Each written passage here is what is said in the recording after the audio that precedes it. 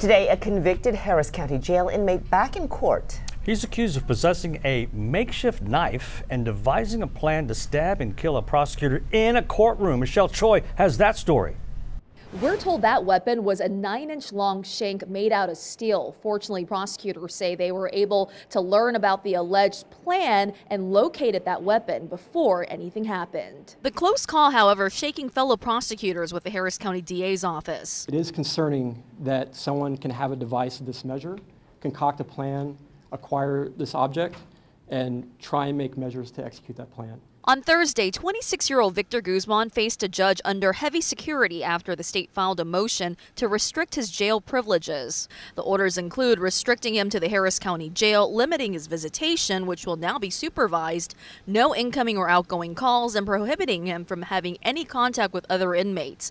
He's also no longer allowed to purchase items from commissary. The state brought this motion because Victor Guzman has demonstrated that not only is he a continued threat to society, but he's also a continued threat to the courtroom staff.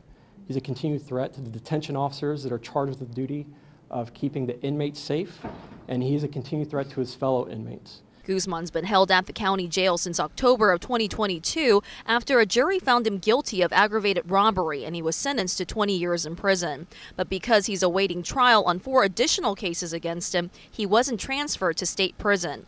His newest charge now includes having a prohibited item in a correctional facility.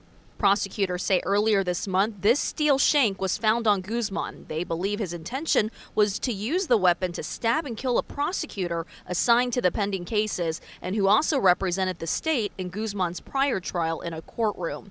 We're told it's still unclear how he came into possession of it. And all I can say is thank goodness the Sheriff's Department was able to capture that item prior to it getting here.